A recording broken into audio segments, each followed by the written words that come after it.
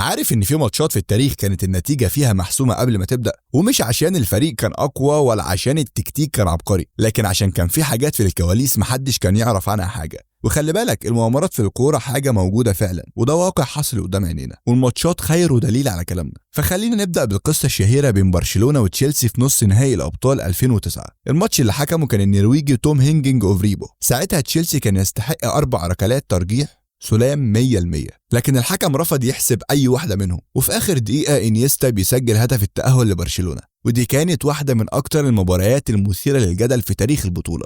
أما بقى على مستوى المنتخبات، فماتش فرنسا وإيرلندا في تصفيات كأس العالم 2010 كان مثال حي على التدخلات اللي بتغير تاريخ البطولات. هنري لمس الكرة بإيده وصنع هدف التأهل لفرنسا، والحكم عمل فيها مش شايف واحتسب الهدف رغم احتجاجات لاعبي ايرلندا. وكمان الفيفا وقتها حتى رفض انه يعيد المباراه، وده خلى ناس تشك ان كان في حاجه دايره من تحت الترابيزه، او انهم عايزين فرنسا في البطوله باي شكل من الاشكال.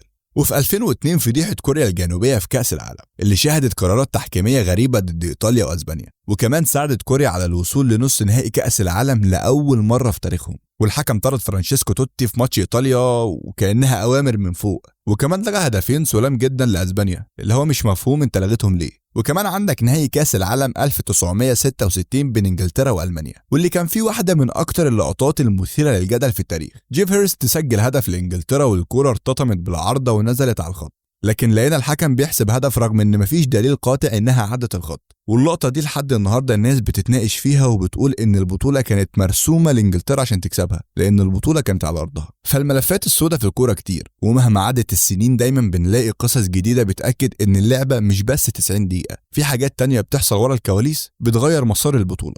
كان معاكم بلال حلمي من قناه السورس، ويا ريت تعمل لايك وشير وسبسكرايب وتفعل زر الجرس.